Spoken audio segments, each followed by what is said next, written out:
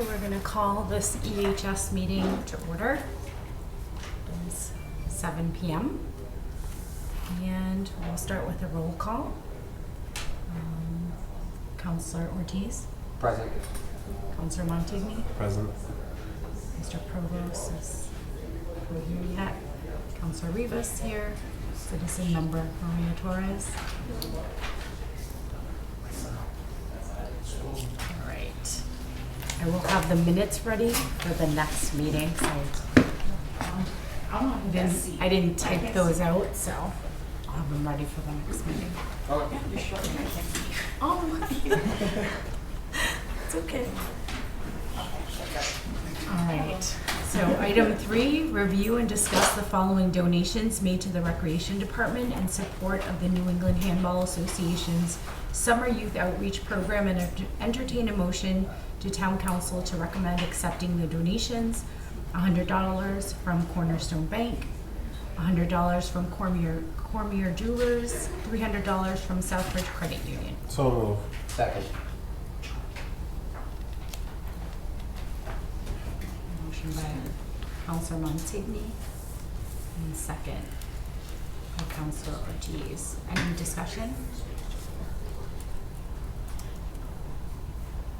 Do you want to say anything? I was gonna about say, the I mean, donations? yeah, I mean, it's free money and they're willing to cough it up. It's for a great cause. The Handball Association has been doing a little organization program this summer every Friday, and meeting with the youth and teaching them one-on-one, the basics of it, the one-on-ones, and it's just been really exciting. I was actually there for the ribbon cutting last week. Yeah, came fast. And they were having a handful of kids there. They were playing themselves. It was a nice pickup game. So it's to get the kids out there and spend money for t-shirts. So at the end they have something to show for it, and gives them a little bit of buy-in to keep showing up regularly. Excellent, thank you. Yep. I was there the other day when Yep. they were playing. Yeah, it's amazing. It's a great program, and I know that I've known Nancy from school for a long time, and I know that she's been working towards this for forever. So it's nice to see this come to fruition. Thank you. Any other discussion, comments, questions? Great. All those in favor? Anyone opposed? Ms. Torres is not sworn in yet, so she can't vote today. Really? I was informed today that Okay. I could not vote until I was sworn in, so I will be there tomorrow to get sworn in. Okay. Perfect. We do follow the rules. Okay, moving on. I didn't hear you, I'm sorry. When you come over here. Okay. She's not sworn in yet. She's not sworn in yet, so she can't vote. She got a phone call today from the town Wait, clerk. no. I didn't know, and she just told me today. You have to be sworn in Yeah. for the clerk's office. Yeah, I got my call today. Come over. Yeah. All right. Item 4, review and discuss the memorandum of agreement between the town of Southbridge and Tri-Valley Inc. Nutrition Program, and entertain a motion to town council to recommend accepting this MOA and authorize the town manager to sign related documentation. So move. Second. Any discussion? Or Katie, do you want to? It's a great program. They're serving over 800 meals to the town a week.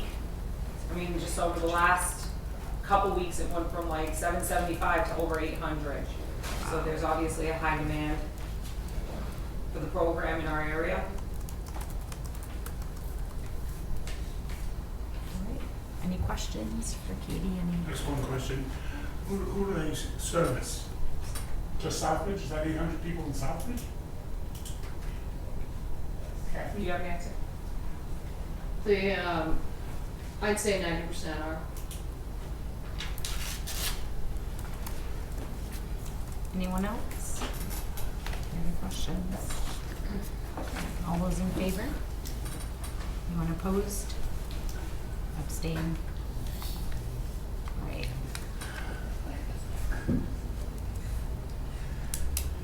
Item number 5, review and discuss the proposed chair yoga classes to be instructed by Sharice Kalis twice a month on Tuesdays, funded using grant funds, and entertain a motion to town council to recommend approval. So moved. Second. Any discussion? They want yoga. Like literally, I wasn't even on the clock yet. It was the day before I started. I just popped in to say hello to everybody, and right away it was like, we want yoga. So she, this lady, she comes highly recommended from the senior center in Sturbridge. I called them and asked for her information, and I've even had some people. She teaches classes at the YMCA as well, and I've actually had a few people over the last couple of days alone come in and say, I heard she might be coming here. I want to come here. She says she'll have a following come with her. So, and they want yoga, and they've also stated that if they get to the ground, they're not coming back up. So, ergo chair yoga. Yeah, when I saw that, I didn't know it was a request. thing. Yeah, it's wonderful, like, on Tuesdays, and Yes. I appreciate that it's on Tuesdays. I had been doing some chair yoga with that group, last year, a few times, Well, the but hope is to try to get some of the Latinos, but if I have it there, that's in the time frame that they're Do it. there, if they want to, yeah, the Doors option's open. always there for them to go. yeah, makes it easier, more Yes. accessible. And Sharice, I served with her on the Y board, and she's amazing, so it'll be I've great. heard nothing but good. I've spoken to her and I've emailed with her. I haven't actually met her face to face, but I've had a lot of people from all different angles like highly recommend her. Yeah, she'll be I do know she has a following, so yeah. Yes, that's what I Good was people told. there. Where Anyone she have? goes, they will follow. Maybe they could do a diet workshop for some of us. Yeah, I've got some stuff coming up next month. I got a nutrition thing next month. Next coffee and conversation. Yeah. No, not coffee conversation. We do have a nutrition thing coming up next month. Awesome, great, thank you. Any further questions or comments? Mr. Marquette, Councilor Marquette? Thank you, Chairman, for you. Could you tell me what grant this is, and is it something that the town manager has to sign? It's the grant that comes for the senior citizens. We have a certain amount of money that's, honestly, I don't even know what the name of it is. We have a certain amount of money that's set aside for Jennifer Reynolds right now. We still have some excess funds that are set aside for exercise programs. So with that, I want to start with twice a month, see how it is. And like Jennifer Reynolds, she's there 3 times a week. And if it does end up working out well enough and we get a high enough demand for it, we can add it on. I just don't want to go throwing it on 8 times a month and finding Right. out it's a dud. So if we can start slowly, give it a kind of like a trial period, and if it runs well, then we can add in some more. Because I'm trying to bring more bodies in. Okay. That makes sense, yeah. So it's the same grant? It's the same grant, yes. Okay, thank you. Katie, most of your grants come through the Elder Affairs, correct? Yes. And by every time an elderly goes in there, they sign in. So it's important that they do sign in because that's what gives the money to the grant program. The attendance, it's a computerized system. They get a card, they sign up with what's called My Senior Center. So when they come in, they scan at the computer, they check off what program they're there for and whatnot. So those attendance totals are what help. The better the attendance, the better the money. Thank you. Anyone else? Right, all those in favor? Opposed? Abstentions? Okay. Final item, review and discuss the Southbridge Public Schools turnaround plan updated November 2022 alongside the January and June 2023 quarterly reports. So moved. Second. All right, so discussion. So I put this on the agenda. I had invited Dr. Villar, and we had an email conversation about this topic. He is presenting to the school committee in September. But I thought it was important to keep this on the agenda. I invited some of the parents who were there last night. It was encouraging to see a group of parents and some of the teachers at the meeting. We always talk about the turnaround plan, and it seems like this nebulous document, so I really want to start discussing it like every few months so that people start digesting. It's a huge document. It's like over 70 pages. And really understanding what the parameters are, what the updates are, what the state has said is the progress, and really formulate some questions for when we go to, I'm going to attend the school committee meeting that Dr. Villar will be presenting at.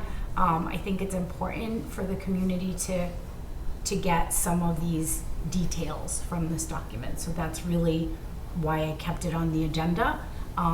He has indicated that he will put September 27th as a date that he can attend an EHS meeting. I let him know the times that we usually meet. And so he wanted to present to the school committee before coming to a subcommittee, which made sense to me as well. So I don't know if anyone has any areas that they want to highlight. I highlighted a couple areas that I want to just, kind of bring to people's attention, and thinking about questions and data that we would want to ask Dr. Villar about the improvements and plans for this new school year that starts in about a week. So I highlighted, in anticipation of having parents in the audience, two different pieces here. On page 4 of the turnaround plan, the 5 priority areas. So I highlighted 2 of them in particular for my interest in discussing today, but certainly others can bring anything up. Developing a district-wide professional culture of highly effective teaching and leadership.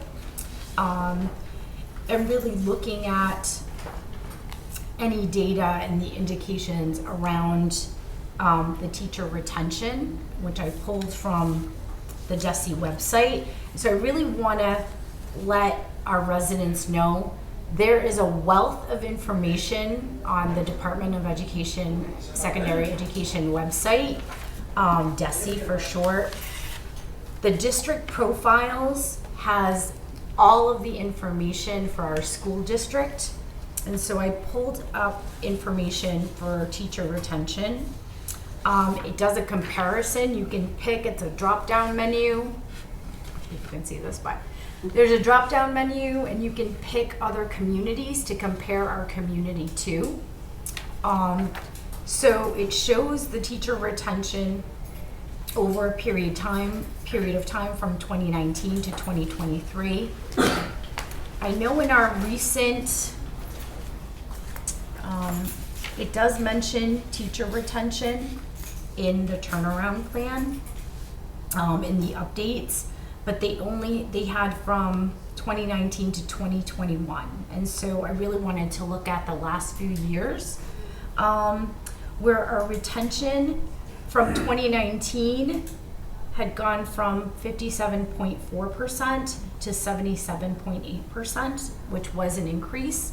But since 2021, we've gone from 77.8% to 59.1%.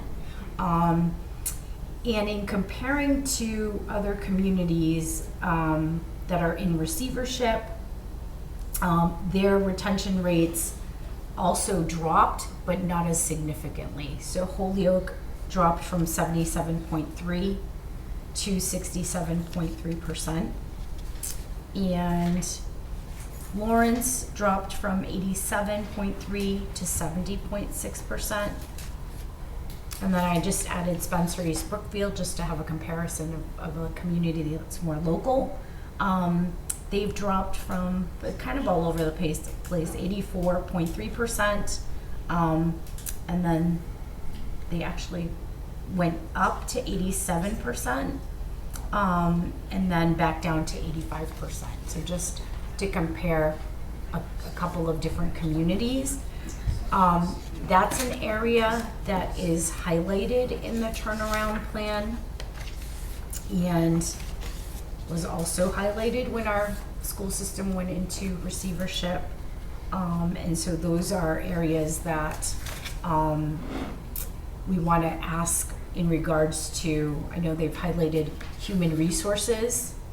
Trying to find my notes. They highlighted human resources and thinking about whether human resources does exit interviews and what that data is indicating to the school system, like why are teachers leaving, and what that data is, so that we can tackle that and understand how to retain our teachers, to stay in the school system, which it sounds like from 2019 to 2021, we were doing a little bit better. And certainly the pandemic has had an effect on that overall, right? Across the country, that has been an issue, but just concerning that the drop in retention was a little bit more dramatic than I feel comfortable with. But I'll open it up to other people because I don't want to be the only one talking right now. So. Thank you. Councilor Montini. Thank you, Council Rivas. The one thing I wanted to point out to the public is that the cover of this document has the performance evaluation of the receiver from the commissioner. There's a rating structure of needs improvement being 2, satisfactory is 3, very good is 4, and outstanding is 5. And overall, the commissioner gave him a 4.55. He's closer to outstanding than anything. I just wanted everybody to be aware of that. He didn't score less than a 4 on any of his goals. So, thank you, Madam Chair. Anyone else? Councilor Marquetti. Thank you, Madam Chair, through you. Just a couple of things. First of all, this turnaround plan is kind of stale by now, I think. We're going back to the 2021 school year. We're about to start the 24 school year, and it just seems to me it should be updated a little bit. One thing that I looked at, priority area number 1, ensuring an inclusive and supportive school community with high expectations and rigorous, equitable, and personalized instruction for all students, including students with disabilities and English learners. And what I heard last night, it didn't sound to me like that this priority here was being really abided by. It just seemed to me like they were contradicting this last night. So it just seems to me that this whole turnaround plan is a little old. I know it's not that old, but it is a little stale at this point. And I think that we need to update it. The other things that I was looking at was going back to the beginning here. Some of this data is coded, I think, and I'm not quite sure how to read some of it. The Zibbles is fine, I can read that. The chronic absent rate seems pretty high. Attendance at Southbridge Academy is really sad, really. But then the I-ready language arts, I don't see anything on there to give you a reference to what this means. So if you could just spell this out in layman's terms, I think it would be a lot easier for some of us to read it. Yeah, if you, and thank you, Councilor Marquetti. If you go to the DESE site and you look at the accountability link, it gives you a code that gives you like a sheet of like terminology and how to decipher all of the educational, language. So it helps. It's sort of like a guide for the turnaround plan. So you're going back and forth. What I do is I just printed out the key code so that I could, read. I'm familiar with most of it, but just so that I could reference. My main concern though is this turnaround plan. It's just, you're still talking about the pandemic, and I think we're beyond that. By now. So I think the turnaround plan just needs to be updated. Yeah, and I think That's it. Thank you. Yeah, I do think that they will update, so it takes them, like, you know, after the school year is complete, they'll kind of do another check, or I don't know how often they do their updates. That we can look at the others from before, so it looks like maybe like every other year they're doing an update. But it does talk about specific areas where are like next steps, and so that's really what I focused on, to look at like what might be implemented last year and this year from that turnaround plan. And absenteeism, there was an area that was talked about around creating a kin-involved platform that I'm very interested in learning about, because there was some information about that in the turnaround plan as next steps. I am familiar with all of the information they talked about during the pandemic, because I worked in the school system at that time. And there was kind of a system for parents to call in.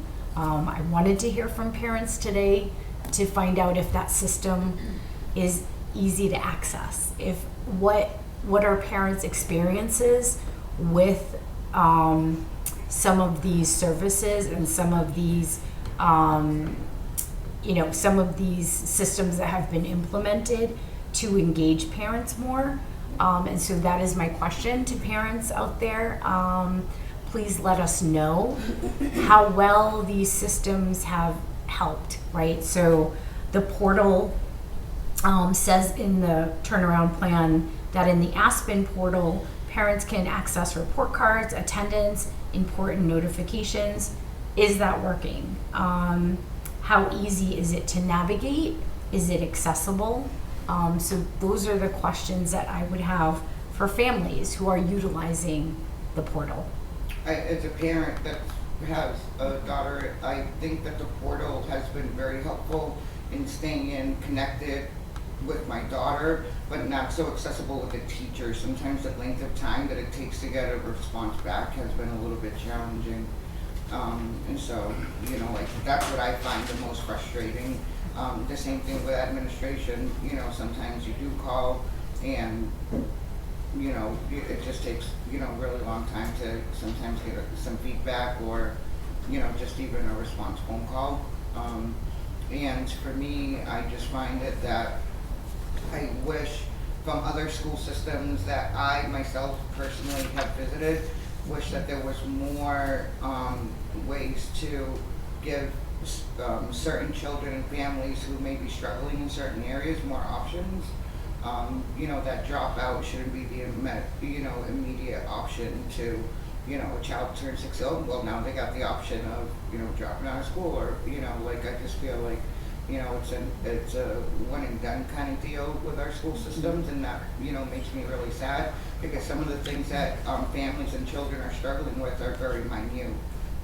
And that encompasses environment, all kinds of things.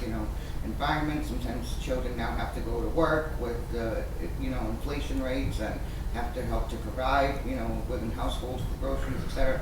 And I just wish that there was more that we could do collectively to help that particular group of individuals. Thank you. Councilor. Having grandchildren in the school system, the portal works for report cards and things like that. From what I'm told is that the emailing, the calling of the schools, expecting a call back doesn't happen, or if they do the call back, the subject matter has already gone way past. So the response time for those callbacks are terrible in all levels of the school. And like I say, parents get frustrated because the subject matter that they're dealing with and they're calling about has gone way past when they either don't get the call or the call's gone way beyond that date. So I think it kind of needs improvements there. I do find the Bessie site, some of it is, for a layperson, is difficult to understand it, and I believe it's made that way purposely. So the average person that goes on that site don't understand it or how to make it work. even the Department of Education site, I mean, the look on the thing showed 80-something kids graduated, or seniors. And then at graduation, there was how come the numbers didn't jive? The graduation was much higher than what was reported by the Department of Education. So sometimes I think it's done on purposely. What I would like to suggest is that the school committee invite council through an email to that September meeting with the school committee and Dr. Vlad as being, it's just as important as council to be vested in this thing as it is the school committee. So that date with the Vlad's going to go before the school committee and explain whatever he's going to explain. And council gets invited and at least give the option of knowing about it and attending it. So we have the school committee chair here, so. You heard it here. I heard it here. Anyone else? Councilor Laza? My mother always told me, don't say anything if you don't have anything good to say, but Mr. Villar is not a great communicator. We've learned this from the beginning all the way up to today. There was a couple of former teachers went to the Southbridge Town Council with some financial data, and they came in front of us and we took the data, we looked at it, we didn't understand why is this happening. Mr. Villar was told to, why don't you go to the council meeting and straighten the issue out to discuss it and to explain it. His exact quote was, I will not go in front of those swines. So when this is said, and I sit back and I basically kind of step back from Mr. Villar because communication doesn't cost anything. In the school committee and in the council, we communicate, we try to work together and stuff, but he really doesn't want that school committee to be trained to take over. Because if the training was supposed to be to take over, he should have mock negotiations, set up the school committee and bring them into negotiations. He has the final say on everybody. So, but he's very afraid. It's almost like little man syndrome. It's like, well, what are they going to do to me today? I'm going to have to get somebody there to watch my back. You can't go into the office and speak with them without like people sitting there to eyewitness it. It's a very foolish way to manage. Going forward, we look at it and we say, why do you want to do it this way? The numbers don't jive, but to be fair about it, from the day they took us over, the statistics never jived. We had a level 1 high school, but because we put the middle school, level 3, together with the 1, made it a level 5.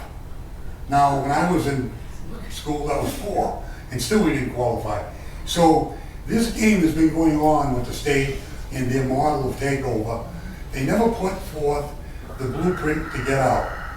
And there's a lot of money being spent on trying to educate children, trying to retain staff. When you get a good administrator, you can see that the turnover in staff at the middle school slowed down almost to a halt. And the high school had a bigger turnover. Now I know we can go to the website and we can play the statistics. Yeah, I can make stats dance anyway when you want to dance. But going forward, I just look at a child that leaves the Southbridge school system with an A average, National Honor Society material, and goes to college and needs tutors to get up to high school level education. That's the test. The test is taking their diploma, what is the value of this diploma, and putting it to work at the college level. I'm getting feedback from people, I get called from teachers. I go, look, you don't have to tell me your name. What's the problem? Well, I have a choice. I can leave, I'm gonna get a buyout package, and, but they're gonna put a gag order on me so I can't say anything. I'll just leave and get my maximum sick time and everything will be given to me. It'll be a buyout package. What do you think I should do? Should I sit there and fight? I go, do what's in the best interest of your family. Because the fear tactic works that way. This is their livelihood. They go to school, they give 110% to a child or a classroom, and then after they're treated like this. So the bottom line is, why do you want to stay?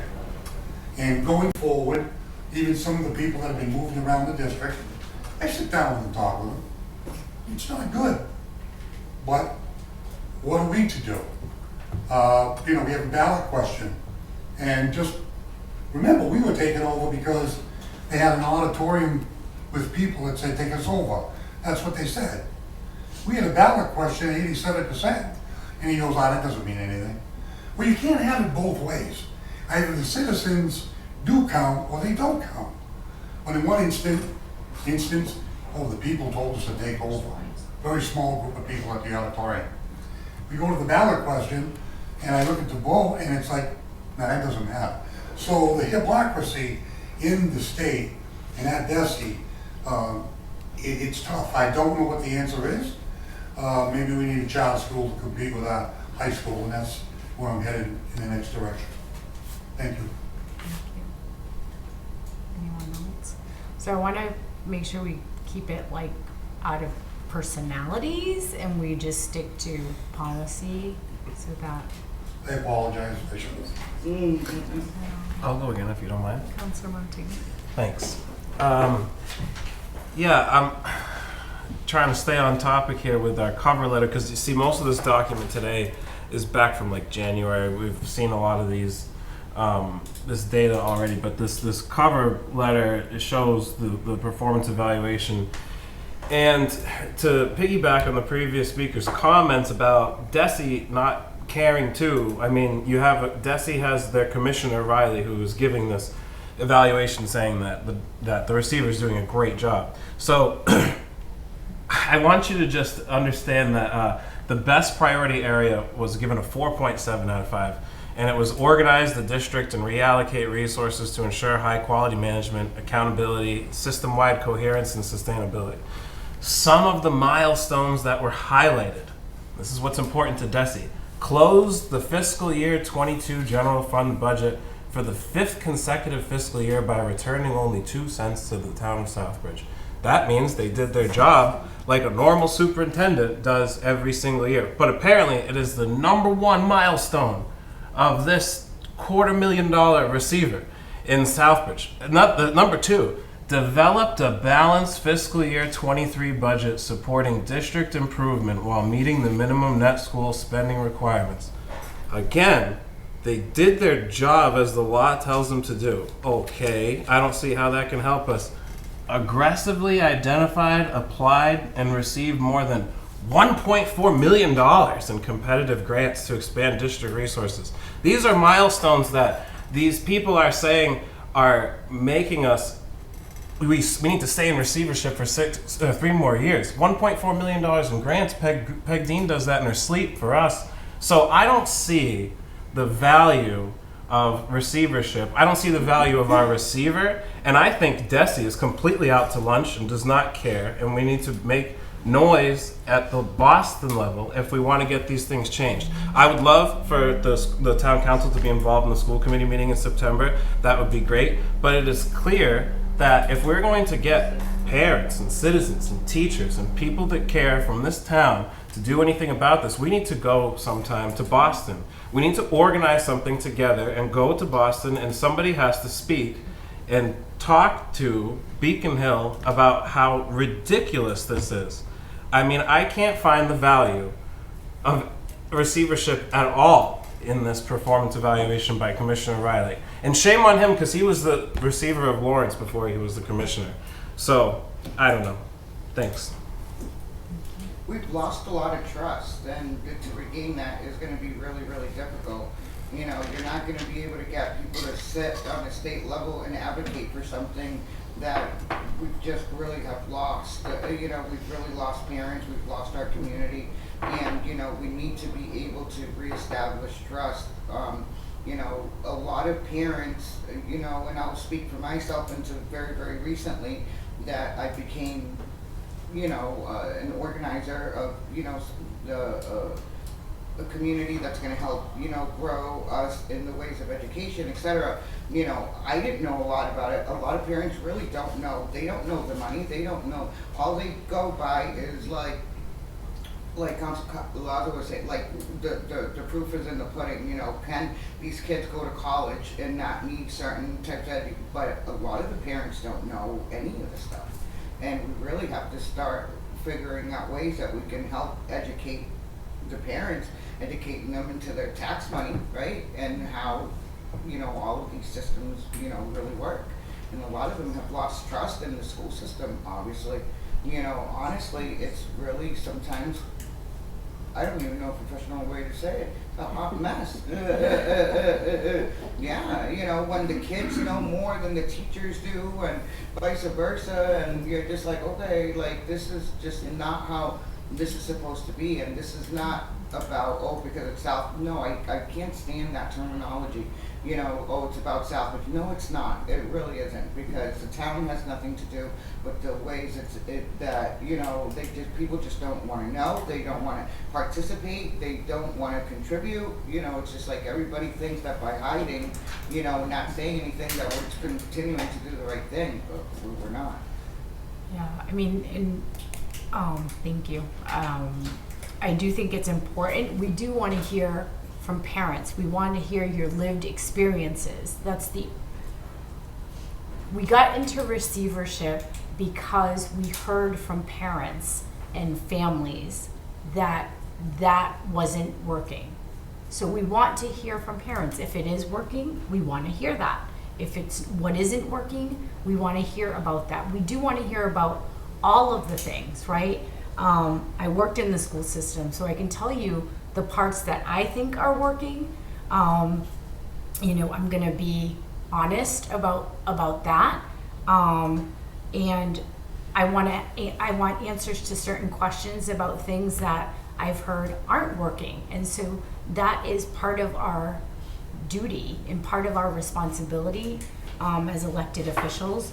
But we want to create more opportunities for residents, for families, for students. I want students to come to our meetings or call us or watch these meetings and then call us, whatever it is. But so this isn't mostly for the people that have heard all of this information over and over and over again, but there are so many people in our community, like Jasmine said, that don't know the information. And I'm working with some community organizations that we are going to start doing some community forums out in the community in different areas to talk about exactly these same things. If you know anything about, you know, education and about mental health and all of the things, that it's the dosage, right? Over and over. You don't learn something by hearing it one time. You have to hear it multiple times before it sinks in, and that's really my goal by doing these, putting these items on the agenda. Councilor Shania? Well, you know, parents out there, they're frustrated. They're very frustrated because when they hear our elected officials at a school committee meeting, for example, say, oh, there's nothing we can do. We don't hold the power, nothing. You know, those kind of things. Parents get frustrated when they constantly hear that, so they give up. You know, we all heard the stories of the student that gets to leave a classroom, take a walk around the school because he's frustrated. He disrupts the class leaving. Or the student that gets a colada from Dunkin' Donuts because he was good today in school. You know, and you have teachers leaving, not so much, maybe in the academy more than anywhere, but it's still part of our system. So when you hear those kind of stories and you've got a parent that's out there really trying to get their child educated, but they hear from the elected officials, there's nothing we can do. It's under state receivership. There's a lot you can do. Paper trail. And you know, parents go to the school committee meeting and complain and complain and complain and make a paper trail of that instead of having a school committee meeting ending in 15 minutes and nothing is done. And nothing against the school committee. I think they're trying, and I think they know they want to go and make this better. But if you don't have a receiver that is willing to sit down and start helping that school, then maybe it's time for a coalition to get together of school teachers and business leaders and and elected officials and go to Boston and go beyond the DESA and go to the state school people themselves, go to the governor's office. You know, this governor was big on education. Well, let's make a noise. You gotta do that. But parents are frustrated, and when they get to the point of frustrations, they don't want to do nothing no more, because it's like beating their heads against the wall and nothing happening. You know? I gotta agree with you, Mayor. But I must say that there is a glimmer of hope, because I've been speaking with a lot of parents, and I feel like yesterday there was a whole lot of audience, and I feel it did have to do mostly with me posting about the meeting and asking them for their voices to be heard and to come to our school committee meetings. Yes, they are frustrated. Yes, they said a lot of different things. You can watch it from yesterday's Please meeting. But I do feel that if we keep talking to them, keep helping them out, being their advocates and having them be their own advocates as well, because like our kids deserve it and they need it. And that's why I speak up every time. This is my second time, and I speak up every single time.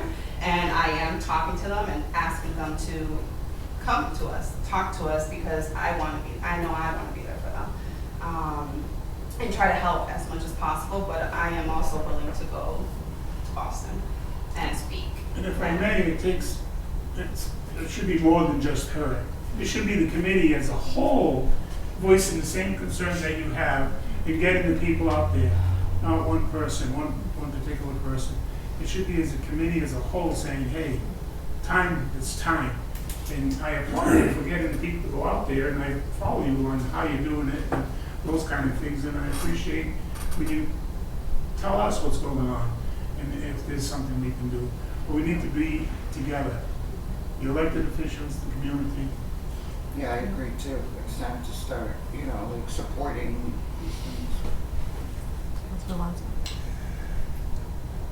I've been in government and politics, not quite as long as Martina Shea, but I'm right on her heels. I do agree that this is the only issue that I've seen in Southbridge that everybody's on the same team. We've had ambulance issues, we've had chief appointments, we've had all kind of issues, water company purchase, school building, blah. You always had one side and the other side, the debate went on, the majority won by ballot, and they went and built the building, or they bought a water company, and they did. In all the years I've been involved, this is the only time that all the politicals, and even the townspeople, were all on the same page. So, going to Boston was an idea we came up with a while ago. I know that there are business guys, we would pay for the buses. I would get my guys together and pay for all the buses. However many people that we could put together, we'd go to Boston. But I think what we have to do on September 27th, and I would make sure all the councilors are there, and not only parents, residents that are invested in this town have an opportunity to be heard. You know what I'm saying? And we need everybody. They said 27. I mean, when you turn around and you say, people that own property, I don't have any kids, they still feel strong about taking that school district back. And that's why I'm saying, on the 27th, I'm gonna be there. And I'm gonna be as positive as I can be. But bottom line comes down to is, we need people like yourself. Outreach is the only way we're gonna get people at a meeting. Outreach. At that meeting, we can do a sign-up sheet who wants to go to Boston. I even picked up. And it'll be a beginning. I picked up a So- parent Yes. yesterday because I want them to come, and I was like, if you need a ride, I'm willing to pick you up. And I picked up a parent yesterday. And if you need rides, Carla, with people, I just texted you, but yeah. So just to correct the dates, the school committee meeing is September 12th, where 12th? I'm sorry. Dr. Villar is presenting to the school committee first on last school year, and then presenting, the plans for this school year. But should we show solidarity and unity in our Yes. community to show up to that meeting and support that school committee? Absolutely. And the 27th is your meeting. And the 27th is the date that he proposed that he would come to EHS and probably present the same information. I know he talked about budget and kind of getting ahead on the budget process. So that hasn't been finalized as to what he will be presenting here. But the school committee meeting is first on September 12th at 7 p.m. So he will be there. I did ask him if he would have Dr. Ortiz, who is the new principal at the high school, come to either the school committee meeting or this meeting on the 27th. I think it's important for the community to get to know the new principal. I did work with Dr. Ortiz when I worked in the school system. He is, a wealth of information, a great person, very relatable to students. Students loved him in the middle school, and families responded really well to him. He will have a big challenge in the high school. The high school, as we all know from the data, is going to be tough, and also with the teacher retention issue. I know that there was a report last night on the school committee that they talked about all the positions for the new year have been filled. The indication that Dr. Villar gave us was that the middle and high school, or whether it was just the high school, I'm not 100% sure, but all of the positions were filled. It's the elementary schools, which is unusual, that we're having trouble finding regular classroom teachers. I also know, I don't know if Carly, you want to talk a little bit about the CPAC. I know that there were a lot of parents with students with disabilities who came to speak last night, and maybe if you want to give a little update on that. The CPAC is pretty much a parent-run group that legally we should have in our school district. As far as I know, By law. we don't have one currently, and they're trying to start one up. And I don't know if they're trying to start one up because I was already trying to do that. And they heard about it, I don't know. But so I've been working closely with parents to try to start that up, because a CPAC is important for kids with disabilities, just so they know their rights, so they know what an IEP is, so they know their turnaround time, so they just know policies and procedures overall. It's very important. My son has autism, it's something that's, I don't want to say it's new, but it's something like when you have a kid with autism, you learn so many different things, and it's overwhelming. And if you have a place where you could go to talk things through with some like-minded individuals, that we could help each other, give resources and be there for one another, is really helpful. And it's something, I guess there's nothing here like that, which there should be. But I must say, I am meeting with Dr. Villar on the 6th. I sent him an email, and I will be meeting with him, so we'll see how that goes. Thank you. Hopefully you don't hurry up. So, I don't know if this, some people, I don't know if this is okay to say, but some people may be wondering why Dr. Villar refuses to come to any more school committee meetings. One of the school committee members asked me to go meet with him on Friday. So at first I said, no, okay, I'm gonna do this. And I went and I had a few questions for him. I should be talking to everybody, I guess. And he didn't really care for the questions. And I kept pursuing it to get an answer, because he would look all over the place and not want to answer. And finally, he just had enough of me, like I said at one of the meetings, and he called the meeting short. And he said he will not meet with the school committee anymore, except for the budget meetings, which I guess he has to be there for those to present the budget. So I guess I have to take responsibility for him not showing up at the meetings, which is just kind of crazy. I don't know. But he was, I want to say intimidated, but I just kept at it. And he didn't like that and didn't know what to do, how to answer, what to say. So we just figured he would just walk out. So we stood at the door waiting for the other member and I to walk out, and I just fiddled around so that he could leave first. And a couple remarks were made by him, and he just, well, he wasn't gonna do anything he doesn't want to do, or listen to anyone he doesn't want to listen to. He's just, you know, whatever. So, Okay. in light of that, I want to bring attention to another piece of the turnaround plan that speaks to that.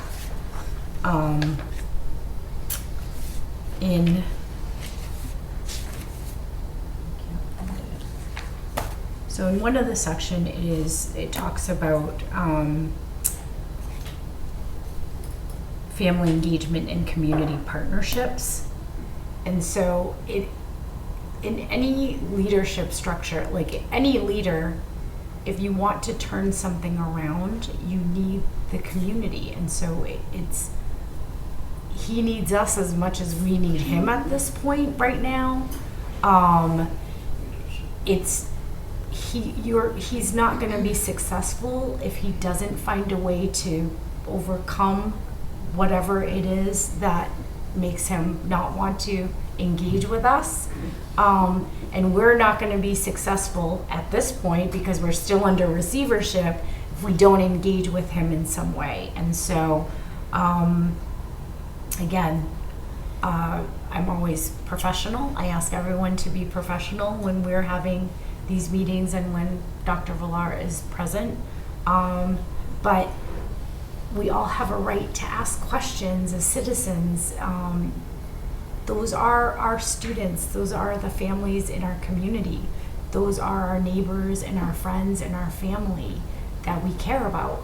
And so we are very passionate about those things. And sometimes we might ask a question that in a way that is not as professional as we'd like to be.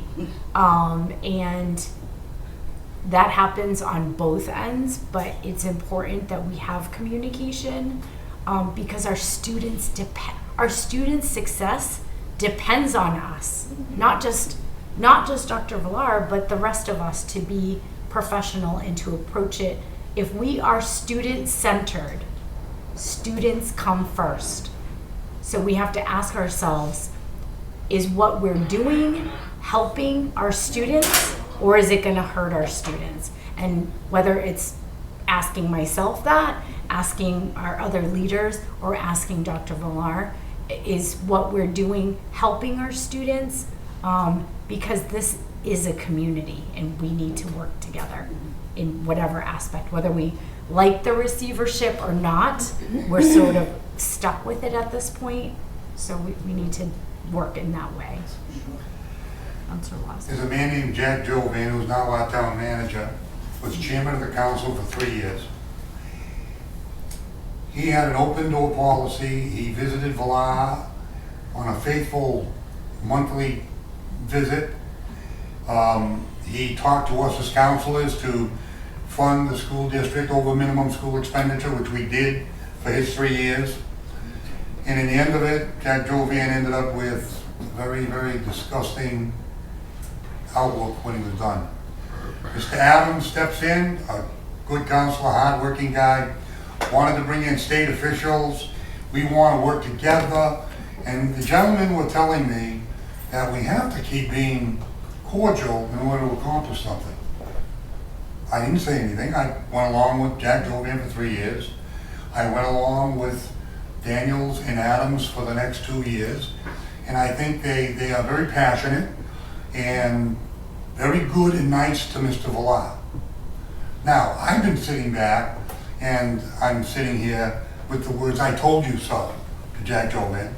"I told you so" to Mr. Adams. He's very frustrated. The word is frustration, because I really do think you have good elected officials, Daniels, Adams, Jovan, compassionate about getting along. I might not play as nice as those guys, okay? But I sit back and I look at it. I've given up fighting with the gentleman. You know, he can't run from the truth. You know, we talk about partnership in the turnaround program, but we've seen nothing but dictatorship. And we still want to go there and work with him. I would go to the high school tomorrow if we knew that it would fix it. I'd zip my mouth, go up there and say, okay, what are we gonna do to work together? I don't have a problem with that. But we've been living on a one-way street for about 5 years now. And if we had some real great data, like how's the MCAS scores, or, you know, ask the questions, but the minute you ask a question that you don't have the good answer, it's gonna come out bad, because you have a school committee member, and not only ask the question, but you're exposing the weakness of our district by asking the question. Then it's, we can't talk any longer. And this is what we've been doing for 5 years. And moving forward, I'm willing to do whatever it takes. You know, I'm a team player, want me on my team, I'll join the team. What's the direction? The turnaround plans that I've seen since I've been involved since takeover is like nailing jello on a tree. Try it. It just, and it goes and it moves and it goes, and it always moves in favor of the state, or whoever is in charge of the state takeover. So I'm willing to do whatever it takes. I love this town more than anything in the world. I'm willing to shut up, I'm willing to praise the guy. You know, well, don't go that bad, don't go that far over. But I think working together is paramount. But that's a two-way street. When I extend the olive branch and make appointments and go to certain functions of a show of goodwill, and you get slapped in the face or called a name, then you turn around and say, well, how does that work? Doesn't work in my world. You know, if the hand is open and we're gonna bond, fine. If you wanna close your fist, I can do that too. I can be your best friend or your worst enemy. You pick. And I think Mr. Villar, not me, but with certain people and committee members, I anybody asking tough questions. Because you really care. You are passionate. That's why you're asking that question. So if you don't have the answer, take the time to find the answer. And if you don't, if it's not the right answer, then maybe we should change some things to help Villar make the corner on this turnaround. Seems to be the hardest job in town. Thank you, Andrew. Go ahead. I just want to say, as a member of this town, I people know I don't really, I speak my mind. I usually don't really care. I've been around too long to hold it back anymore. However, having produced the last Gateway production, which we had this past week up at the high school, it came in a roundabout way talking to certain individuals that because of the reputation they currently have, they're trying to make some sort of amends, and I'm not sure if you want to call it that, to the people in the town to use the school and the gym, the way, and the auditorium, the way it was meant to be for the citizens of this town. We have paid upwards of $2,000 or more to rent the facility, from what we call moving the house on a Sunday to moving it out the following Sunday and having rehearsals all week long. To, okay, what we're going to do, and actually in all honesty, the school department double dipping by having their maintenance guys in there, and they're getting paid and charged for that, and we are paying for them when we could never find them. This time around, they made arrangements for maintenance to work the evenings we were there, Monday through Friday, with a walkie-talkie, which I hated carrying that damn thing, but I did for 6 days, to them being at our beck and call on the weekends and only being charged for Sunday, the first Sunday, and Saturday and Sunday. I have not received a bill. I did call Don Miko Friday night to find that our stage had been messed with. There were tables, chairs, and then when my stage manager came back, which I didn't have a chance to tell Miko because I called her as soon as I got in, but I did email her the next Monday morning, that she said we're gonna look at the recordings, the cameras to see what the situation was. We did find out that some of our items had been stolen. She finally called me back today and asked me what the value were and that they would deduct that from our $50 an hour. We used to pay a lot more. I'm anxious to see the bill, but I walked around for a week going, I don't get this. Until someone within the system said, well, you know, the reputation is so bad right now, they're trying to be nice. Scott's shaking his head over here. I have to comment, I'm Like, sorry. I know you do. When we built the new high school, I was I looking know. at community schools. Our auditorium at the old high school, we turned around and said we could just turn it over to Gateway. Turn it over to them. Give them the keys to the gym. Awesome. I mean, the auditorium. I know. And we thought, but if they wanted to put like the grand production at the new high school, we always waived fees for all sports, all music, arts. We never made them pay for the building. When we took our tour, Mr. Leach gave us the tour. I went with somebody, of course, our girls were already in Yeah. high school. And he said, in Gateway, knowing that I'm a board member, you know, we'll be able to use it, blah, blah, blah. And then when stuff happened, it became nothing. And I mean, we're a nonprofit. We don't make any money. God, the hours put into that place are, you know, enormous. And we have to pay a fortune for it. We have to, you know. But I just wanted you to know that whatever's going on, maybe it's beginning to work, where he realizes that we are angry and we're done. And okay, so maybe we can try to make amends and maybe it'll work in other areas. I doubt it, but I'm sorry. Being the negative Nelly I am, I don't see anything good coming out of it. Did you call They the need to police? just go away. You call the police to report the stolen stuff? We didn't find out about it until later. They were small items, and they are gonna deduct that from the bill when I give them how much it cost us. Why would the school deduct? Because they're something? charging us for the weekend, so they're gonna But take it's responsibility. I would still call the police and make a report.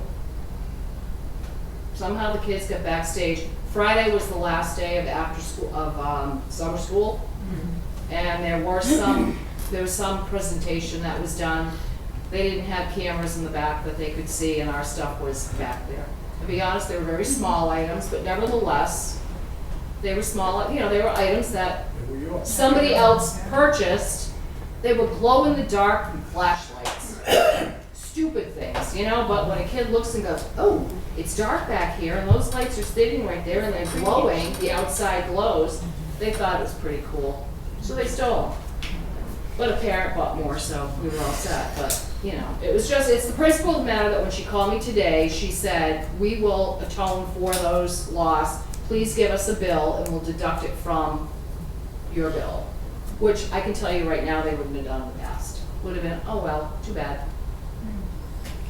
Thank you. Anyone else before we wrap up? All right. Final item, adjournment. Motion to adjourn. Second. All those in favor? Meeting is adjourned.